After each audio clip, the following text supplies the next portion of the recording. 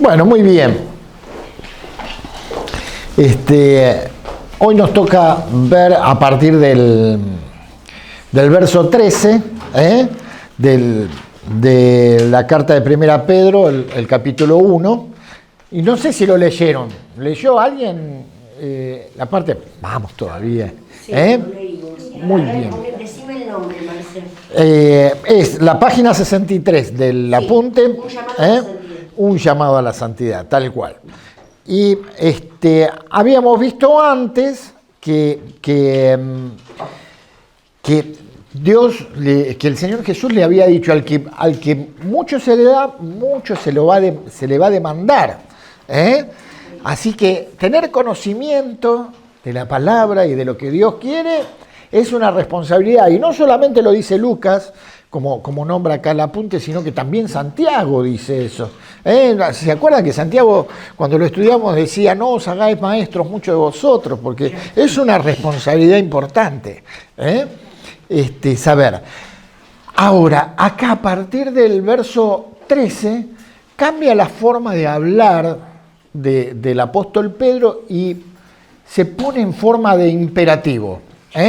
Es como que toma un modelo, una forma de hablar donde les dice y les da como órdenes. Entonces vamos a leer, y lo vamos a leer en dos versiones.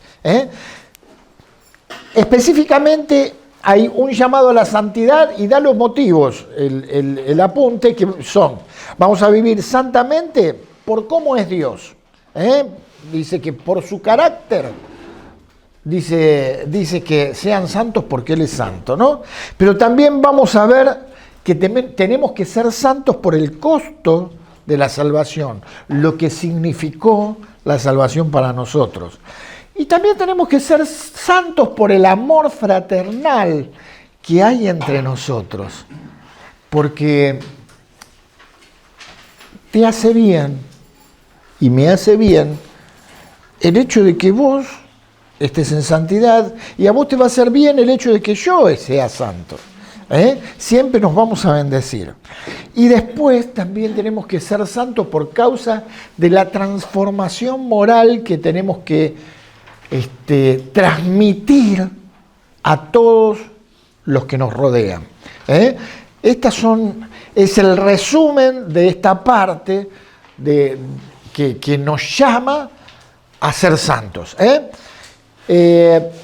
alguien que se anime a leerlo en qué versión? Nueva versión internacional. Bueno, entonces no, vamos a leerlo primero después leer la nueva versión internacional.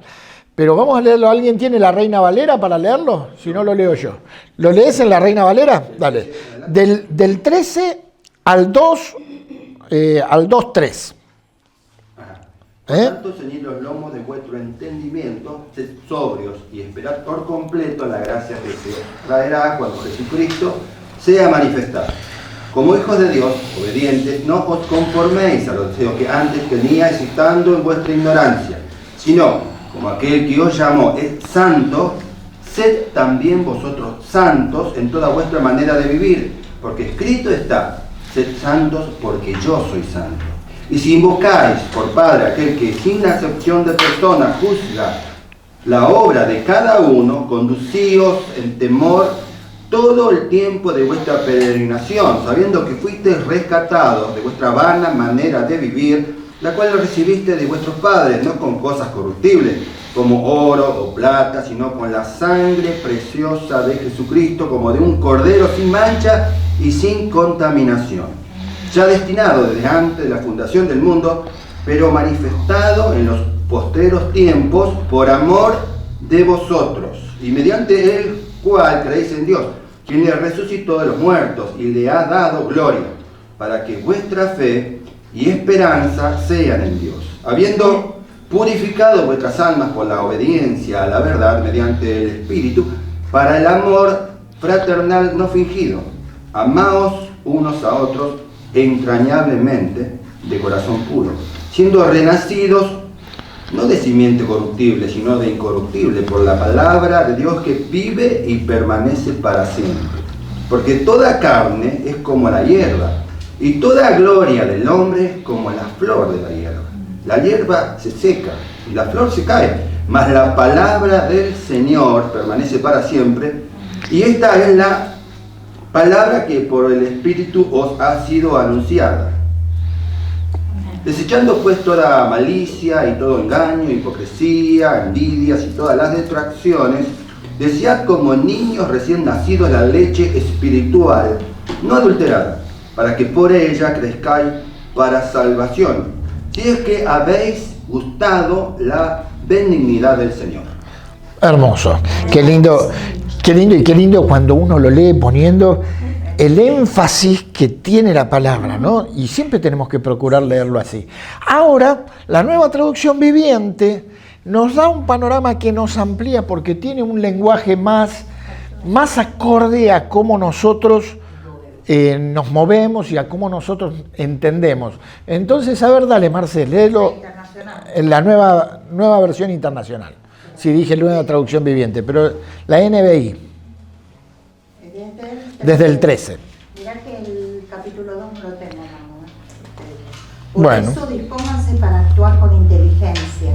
Tengan dominio propio, pongan su esperanza completamente en la gracia que se les dará cuando se revele Jesucristo. Como hijos obedientes, no se amolden a los malos deseos que tenían antes, cuando vivían en la ignorancia. Más bien sean ustedes santos en todo lo que hagan, como también es santo quien los llamó.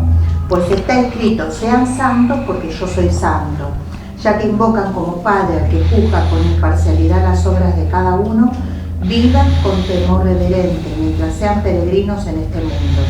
Como bien saben, ustedes fueron rescatados de la vida absurda que heredaron de sus antepasados. El precio de su rescate no se pagó con cosas perecederas, como el oro o la plata, sino con la preciosa sangre de Cristo, como de un cordero sin mancha y sin defecto. Cristo, a quien Dios escogió antes de la creación del mundo, se ha manifestado en estos últimos tiempos en beneficio de ustedes. Por medio de Él, ustedes creen en Dios, que lo resucitó y glorificó, de modo que su fe y su esperanza están puestas en Dios. Ahora que se han purificado obedeciendo a la verdad y tienen un amor sincero por sus hermanos, ámense de todo corazón, los unos a los otros, pues ustedes han nacido de nuevo, no de simiente perecedera, sino de simiente imperecedera, mediante la palabra de Dios que vive y permanece, porque todo mortal es como la hierba, y toda su gloria como la flor del campo. La hierba se seca y la flor se cae, pero la palabra del Señor permanece para siempre. Y esta es la palabra del Evangelio que se les ha anunciado a ustedes. Hasta ahí me llega. Por tanto, abandonando toda maldad y todo engaño, hipocresía, envidias y toda calumnia, deseen con ansias la leche pura de la palabra, como niños recién nacidos. Así, por medio de ella, crecerán en su salvación, ahora que han probado lo bueno que es el Señor. Dice, por tanto, el 13, ¿no? Por eso dispónganse para actuar con inteligencia. Dice en la Reina Valera, por tanto, ceñid los lomos de vuestro entendimiento. ¿Saben? Esto de por tanto significa que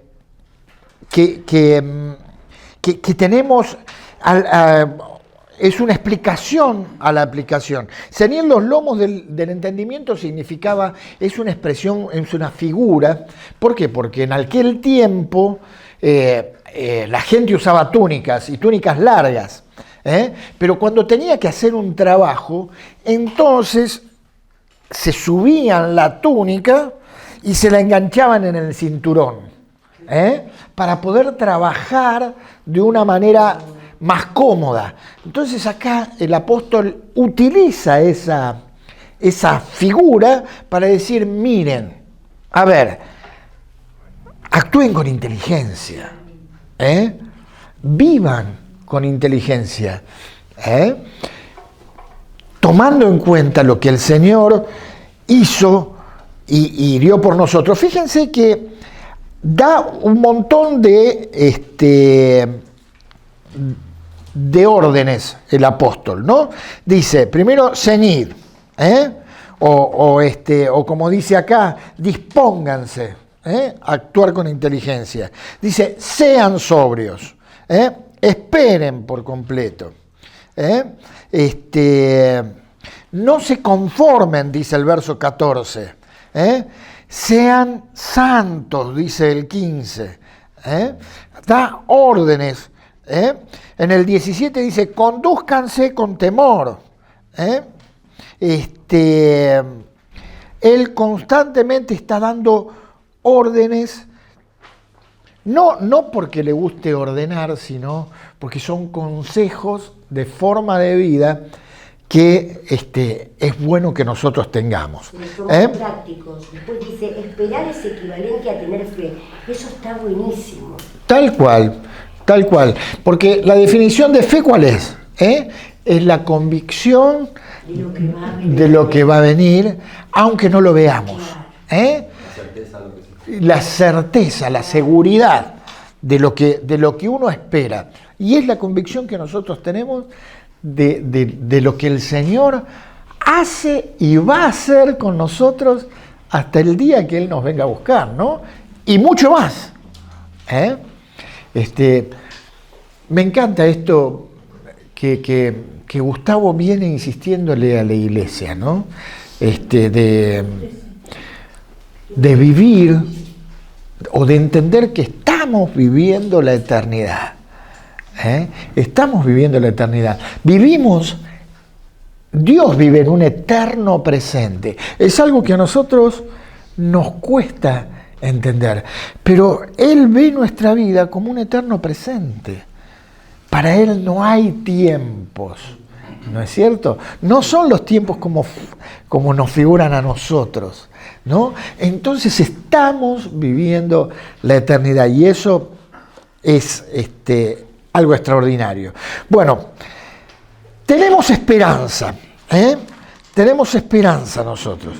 Y dice que en esa esperanza tenemos que actuar con inteligencia.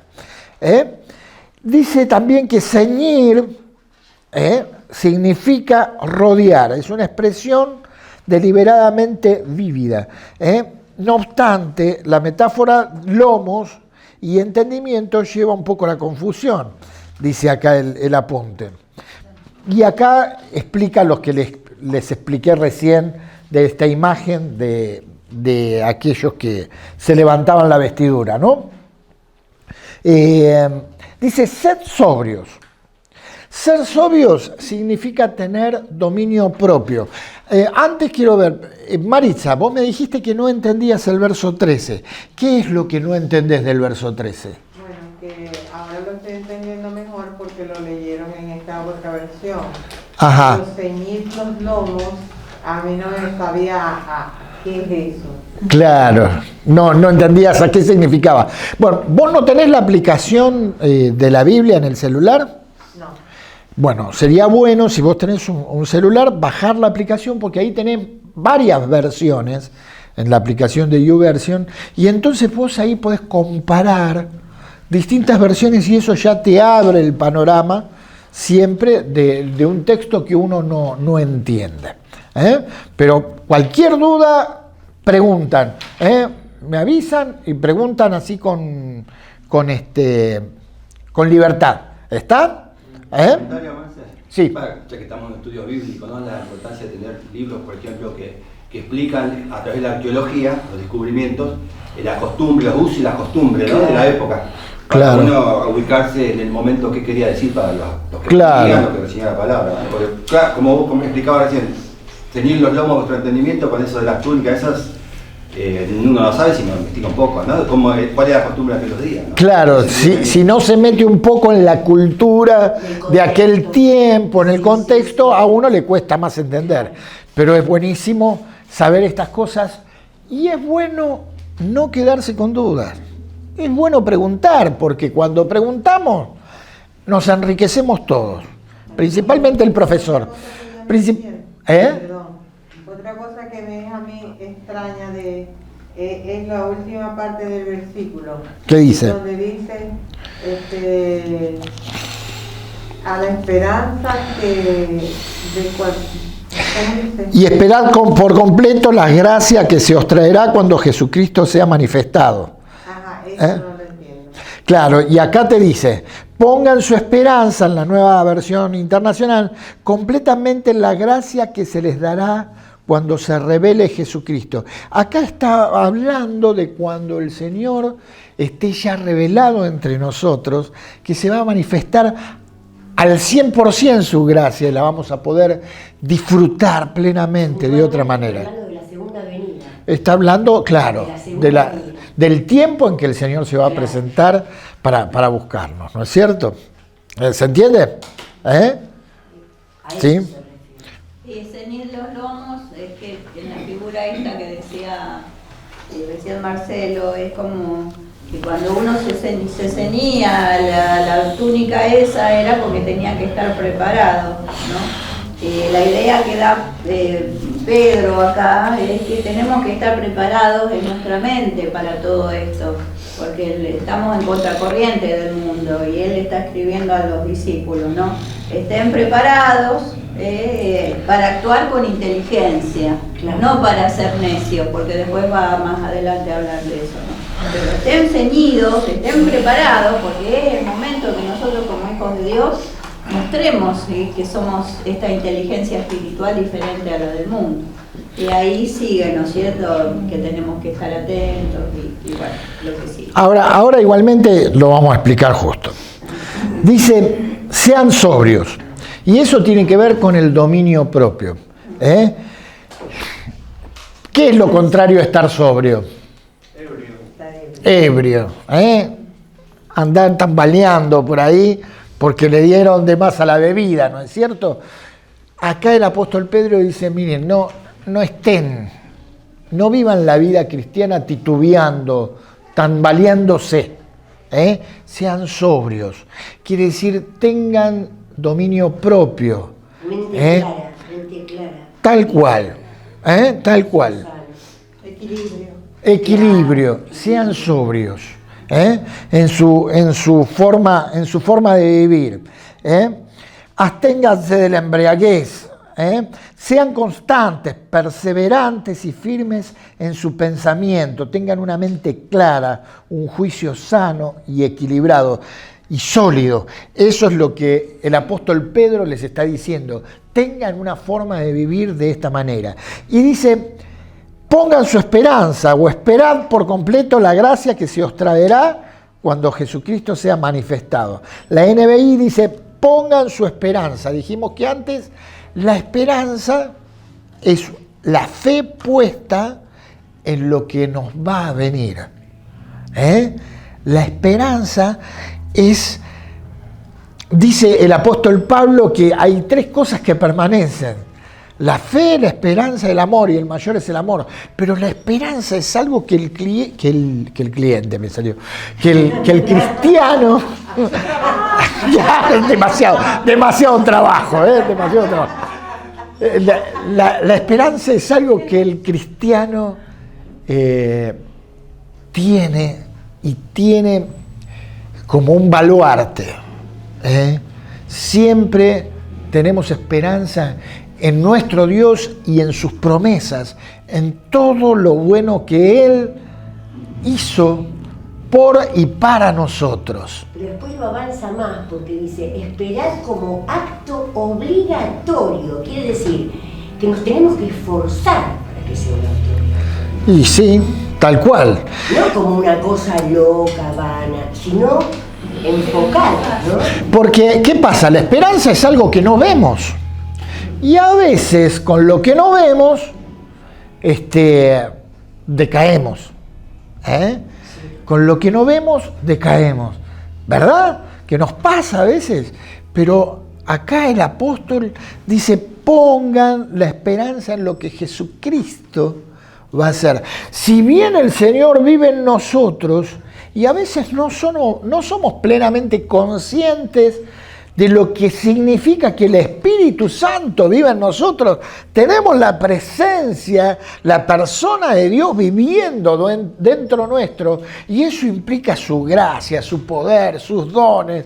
Es tan enorme, es tan grande, que uno no toma conciencia y dice: pongan su esperanza en todo lo que Jesucristo les va a dar, va a manifestar. Sí, Gloria. Podemos tener fe sin esperanza, pero no podemos tener esperanza sin fe.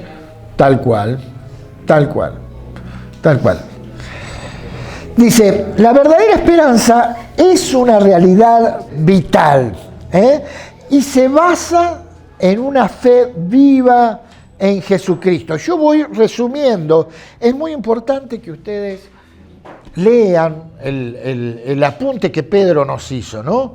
Porque es muy rico. Yo voy resumiendo algunas cosas y vamos comentando. La esperanza se basa en una fe viva en Jesucristo.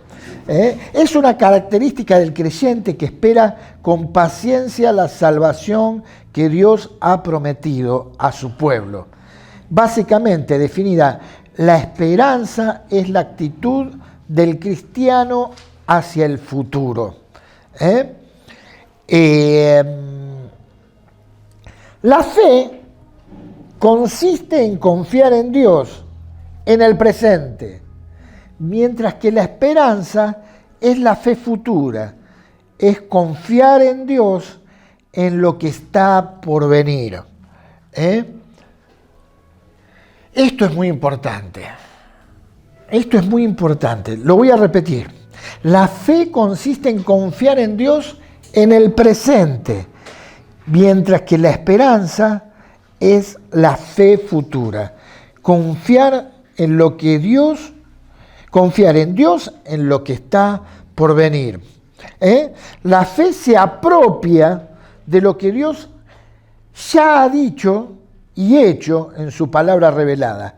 La esperanza anticipa lo que Él aún hará, como lo prometió en las Escrituras. ¿Cómo les parece a ustedes que podemos ayudar a nuestra esperanza? ¿Cómo fortalecemos nuestra esperanza? Estar en oración y estar con la palabra. Bien, ¿qué sería? ¿Estar con la palabra de qué manera? Leyéndola, estudiando, Confiando en las promesas. Confiando en las promesas. Sí, Marisa. Yo creo que una manera de fortalecer mi fe futura es poniendo mi mente en lo que Él ha hecho ya en el pasado por mí. Cuando yo recuerdo lo que ya Él ha hecho, puedo más fácilmente confiar en lo que hará. Tal cual, tal cual. Y de hecho que lo que vos estás diciendo es bíblico. El salmista decía, ¿por qué te abates, alma mía? ¿No? Me voy a acordar de todo el bien que hizo el Señor conmigo, ¿no? Yo lo estoy diciendo con mis palabras, pero esto es lo que tenemos que hacer, acordarnos de todo lo que Dios ya hizo en mi vida, de todo lo que Él ha hecho, de dónde me sacó, de dónde me salvó, de qué me cuidó, las obras de bien que haya hecho, su sanidad que ha hecho en el pasado, aunque no la haga de la misma manera en el presente. Lo que Él ha hecho me fortalece mi esperanza, y confiar y creer en las promesas que tenemos en la palabra fortalece mi esperanza. Sí. Bueno, el versículo que tiene que ver con eso, ¿no? Que el Señor nos dice que por la Escritura tengamos esperanza. Romanos 15:4 dice: porque las cosas que se escribieron antes para nuestra enseñanza se escribieron a fin de que por la paciencia y la consolación de las Escrituras tengamos esperanza. Tal cual, tal cual. Es importante. Por eso ella decía, estar en oración y estar con la palabra. Sí, tenemos que leer la palabra cada día y confiar en lo que Dios hace. ¿Saben por qué? Porque Pedro le escribía a hermanos que estaban en la dispersión a causa de la persecución. Y nosotros no tenemos la persecución física, pero hay una persecución moral, hay una persecución mental, hay una persecución visual. Ayer puse una película para ver con mi nieta, ¿no? Y me senté con mi nieta a ver una película de Disney y dice, una película de Disney. Una porquería la película, una porquería. Realmente, una película que tenía toda la doctrina de la nueva era en dibujitos animados. Yo le iba diciendo a mi nieta, porque no la dejamos de ver, porque justamente, digo, ya que la pusimos, digo, vamos a ver y vamos a enseñarle a ella lo que una cosa impresionante. Ahora, si yo no estoy al lado de ella cuando ve la película, porque la verdad que ella muchas veces agarra y viene a mi casa y pone Netflix y se pone a ver una película. Y la verdad que uno por ahí está trabajando, está haciendo otras cosas y no miró. Pero tenemos una persecución visual, moral, terrible, que no es la misma persecución que sufrían aquellos hermanos, pero no deja de ser persecución. Y nosotros tenemos que poner nuestra fe en el Señor. Dice, pongan por completo. Por completo significa sin reservas. Y también se puede traducir plenamente o perfectamente. Poner la esperanza a medias, tener nuestra esperanza a medias, no sirve. Tenemos que poner toda nuestra confianza en el Señor. Siempre. Si yo confío en mí mismo, estoy dejando al Señor de lado. Tengo que confiar plenamente en Él. Además, aunque la esperanza es beneficiosa para fortalecer a los creyentes, es también una adoración, una forma de adoración que descansa en la fidelidad de Dios. Y por lo tanto glorifica su nombre. Esto es muy, muy importante también. Tener puesta la esperanza en Dios es adorarlo. Porque glorificamos su nombre. La característica fundamental de la esperanza del creyente es la gracia que le traerá cuando Jesucristo sea manifestado. Acá Pedro nos enseña, dice, la construcción gramatical griega indica absoluta seguridad de un acontecimiento futuro, refiriéndose a como si ya hubiera ocurrido. Cuando Jesucristo sea manifestado, es una repetición de la parte final del versículo 7.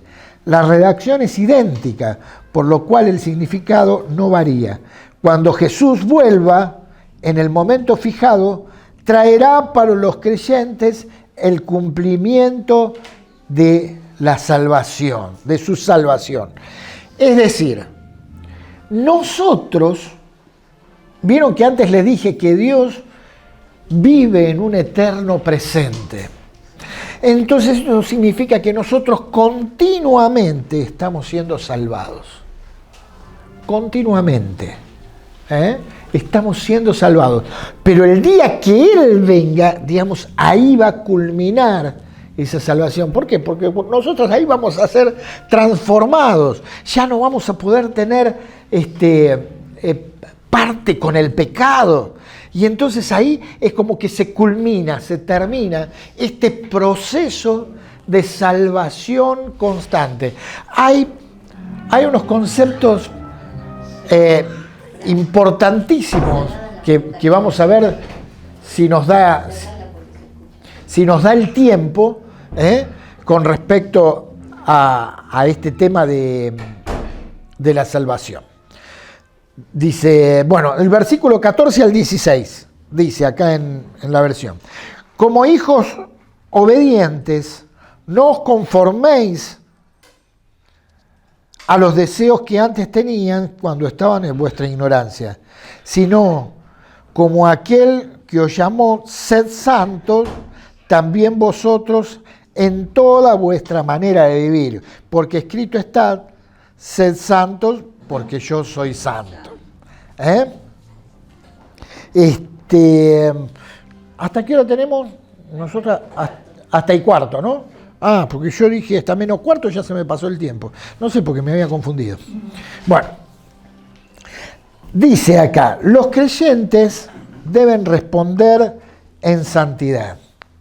Los cristianos viven con la expectativa del regreso de Cristo y tienen en cuenta el significado de este suceso y estarán motivados a vivir en santidad. ¿Qué sería vivir en santidad? ¿Qué es ser santos? Apartado. Apartado. ¿Apartado de qué? De las cosas del mundo. Del pecado. Apartado del pecado. ¿Y qué más? Consagrado a Dios. Claro, y apartados para Dios. Ahora, eso no quiere decir que tenemos que vivir en un cubo metido adentro para no contaminarnos con nada. ¿Por qué? Porque el Señor Jesús, cuando oró y dijo, no te ruego que los quites del mundo, sino que los guardes del mal. Quiere decir que es posible para nosotros, aún con toda la contaminación que hay a nuestro alrededor, vivir en santidad, ser santos. Y por eso el Señor nos manda esto, sean santos porque yo soy santo, y si Él lo manda es porque lo podemos hacer. Acá hay tres cosas que se ven, una advertencia, una exhortación y una confirmación. En el verso 14 vemos una advertencia. ¿Cuál les parece que es la advertencia?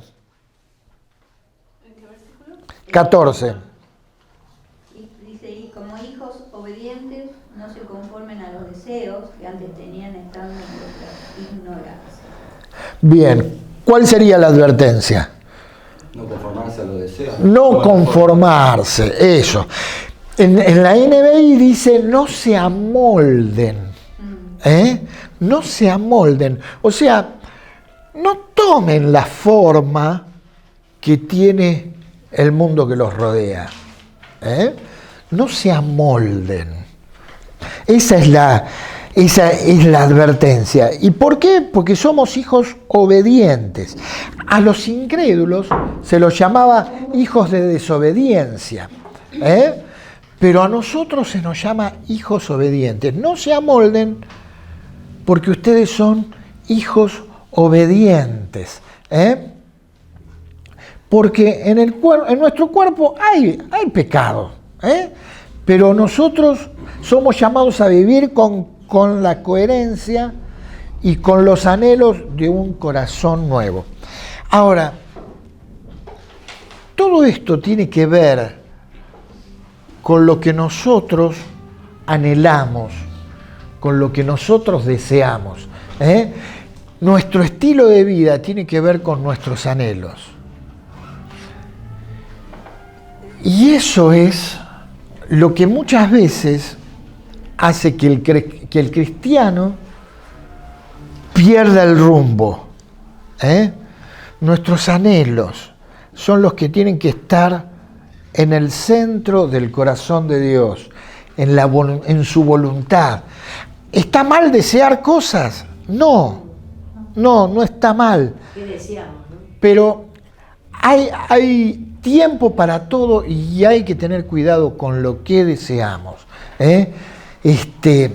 Debemos vivir una coherencia con los anhelos de un corazón nuevo. Dice que antes habíamos vivido en ignorancia, separados de Dios. Eso dice en Efesios 4:18. Pero ahora vivimos conforme a lo que Dios quiere. Por eso dice, no se amolden. Dice, la regeneración crea una vida nueva que tiene tanto el deseo como el poder para vivir de manera justa. Las palabras de Pablo en su carta a Colosenses repiten el llamado de Pedro a la santidad. Acá está bueno esto que dice, porque dice que la regeneración nos da no solamente el deseo, sino el poder. Esto que les decía antes, si Dios nos dice, miren, sean santos, porque yo soy santo, es porque podemos hacerlo. ¿Y por qué tenemos el poder de poder hacerlo? ¿Por qué les parece? Porque tenemos el Espíritu Santo, que vive y actúa en nosotros mucho más de lo que nosotros nos damos cuenta. Mucho más de lo que nos damos cuenta. ¿Ibas a decir algo? No, apoyaba lo que decía Marisa. Bien. Dice, sean santos en toda su manera de vivir. Esto es una exhortación. En toda su manera de vivir. Quiere decir, no sean santos nada más cuando están en la iglesia. Y esto, sean santos en casa, sean santos con los vecinos, sean santos en el trabajo, sean santos en el colegio o en la facultad, sean santos en toda en vuestra manera de vivir. Y a veces esto es costoso. Es un verdadero reto. Tal cual. No porque uno lo haga a propósito, No, por nuestra naturaleza caída. Claro. Pero a veces donde más nos cuesta ser santos es en nuestra casa.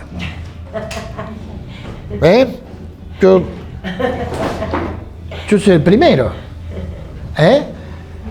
Pero es la verdad. Sean santos en toda vuestra manera de vivir. Ahora, cuando uno toma conciencia de esto, entonces lo va trabajando. Y todo es un proceso. No lo hacemos de un día para otro. Día a día. No lo hacemos de un día para otro. Vamos trabajando y vamos aprendiendo y vamos madurando esta forma, ¿no? Nosotros tenemos el Espíritu Santo.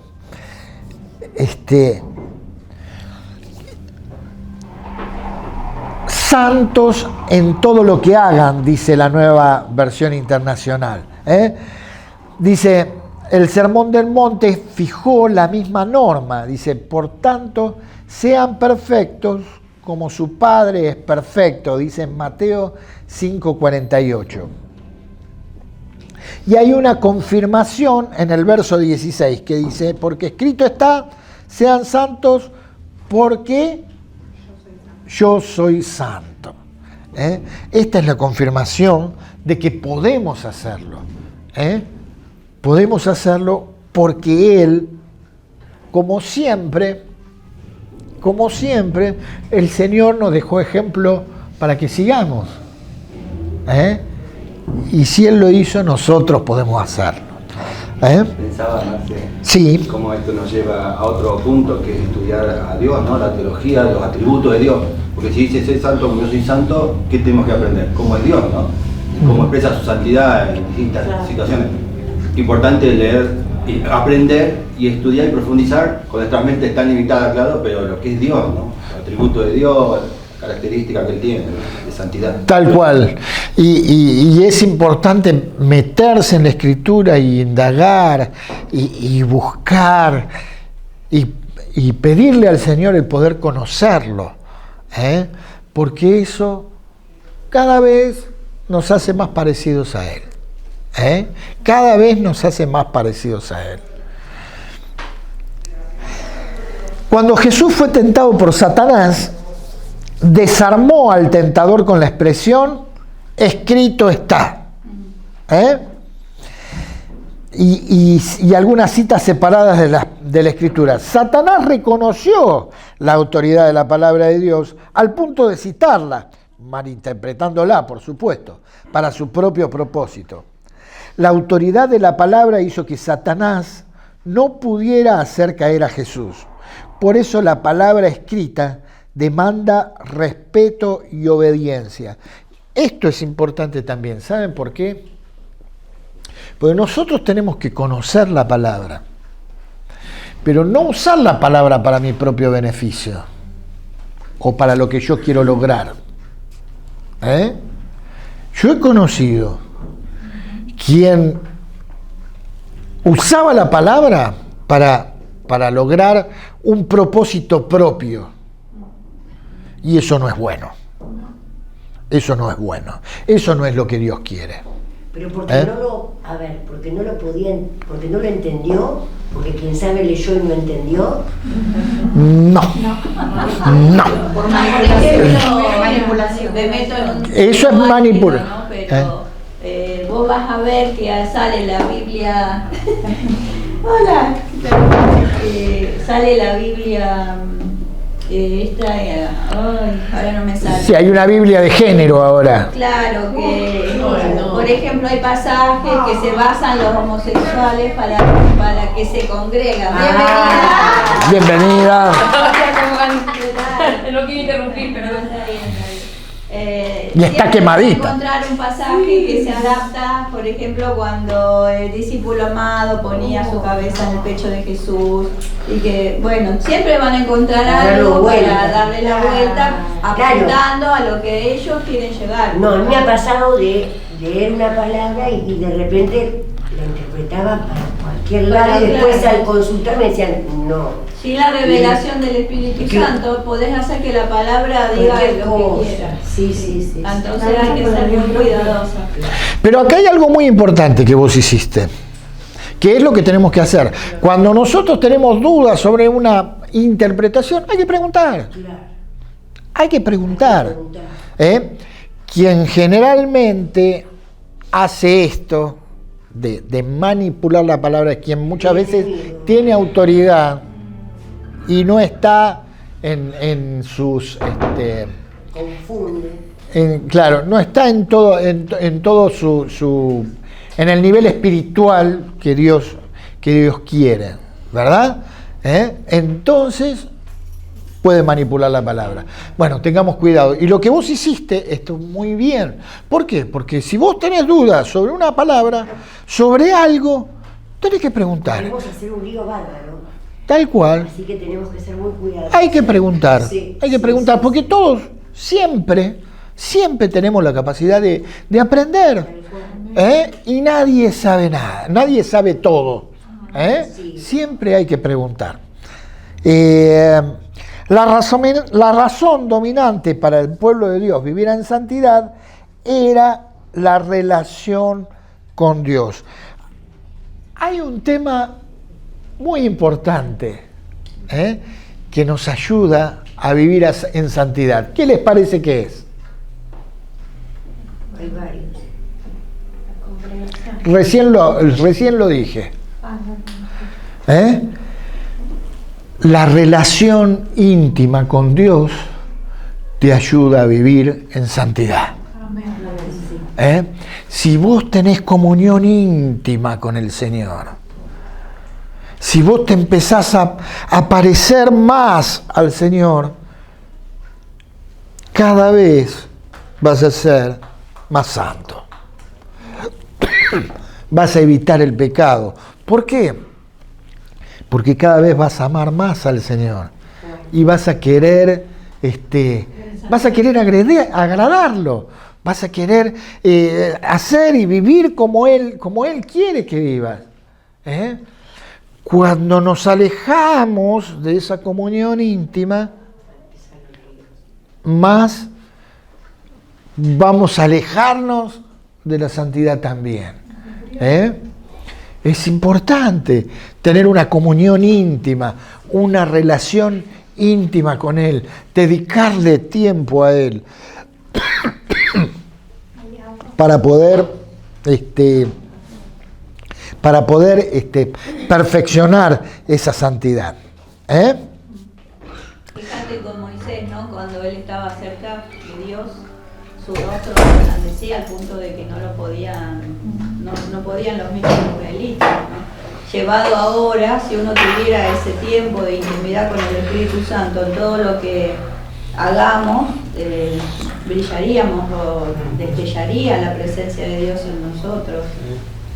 Por eso a veces esos tiempos de separación, de ayuno, de la televisión, de cosas tan del mundo, nos hace bien para fortalecernos tomar ese tiempo.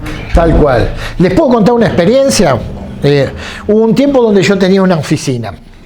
Tenía una oficina con mi papá y mi hermano, ¿no? Ay, muchas gracias, Fran.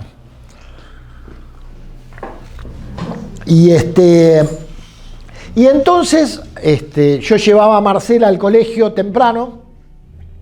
La oficina abría a las 10 y yo la llevaba a ella al colegio, la dejaba a las 8 con las nenas en el colegio y agarraba y me iba a la oficina y digo, bueno, aprovecho y tengo mi tiempo con el Señor.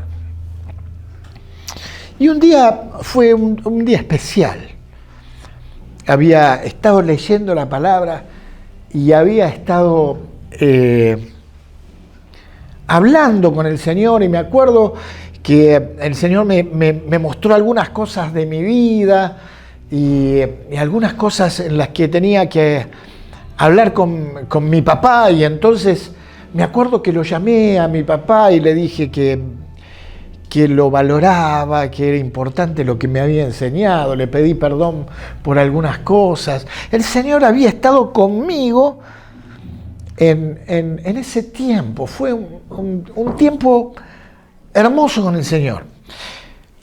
No me di cuenta de la hora, se hicieron las 10 de la mañana, tocan el timbre, teníamos una empleada.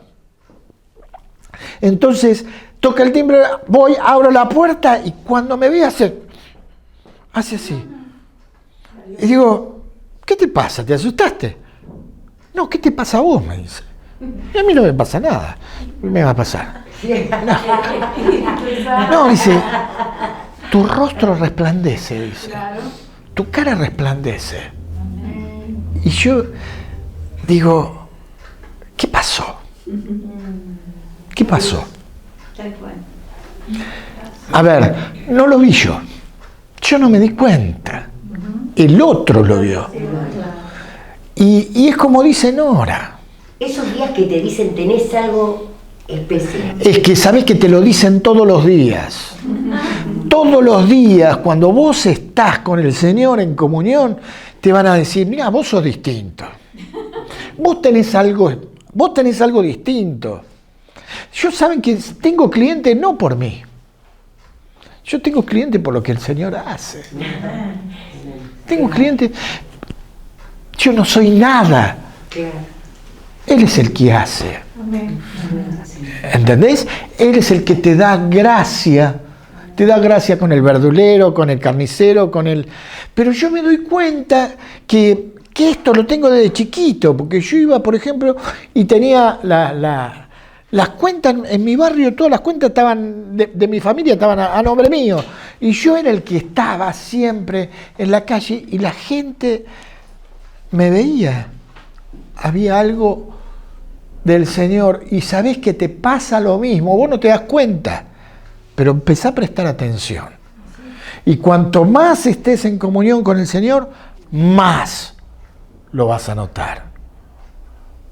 Porque empezamos a vivir esa santidad. Y pasar, perdón, Marcelo, sí. Otra de las cosas interesantes para este tema de la santidad, ¿no? Cuando dice santos en toda su manera de vivir. Por supuesto, la fuente de la santidad es el acercamiento a Dios, pero también es una, como vos decías, algo que el Señor marca como un deber, ¿no? Santos en toda la manera de vivir, santos en todo lo que hagan, dice la NBI. Y esto también es un llamado a no permitirnos licencias, porque estamos en una cultura que se da la licencia de por ahí ponerse a ver una película que es un poco fuerte, pero eso no ayuda a nuestros pensamientos, darle licencias en cosas que quizás no ayudan a que el Espíritu Santo haga la obra completa en nosotros, más bien lo apagamos al Espíritu Santo. Entonces, si nosotros que somos hijos de Dios, como está diciendo Pedro, ¿no? Nosotros como hijos tenemos que ser obedientes, cuidemos esa santidad a la que Dios nos está llamando. ¿Cómo? Separándonos. Nadie nos obliga a sentarnos ahí y ver, como decía Marcelo, toda la sarta de basura que hay en Netflix, porque Netflix no es pura, no es santa. Netflix tiene, así como tiene unas documentales buenas, lo que sea, tiene basura. hay cosas con un contenido que no nos bendice, actitudes propias que tenemos que descartar porque tenemos que ser santos. Ahí es el control también, el dominio propio, que no sé si lo veremos ahora más adelante, pero tiene mucho que ver también en que yo digo, voy a la iglesia con la misma lengua que declaro la alabanza, he estado maldiciendo, he estado insultando, he estado diciéndole mal a otro, maldiciendo, ¿no?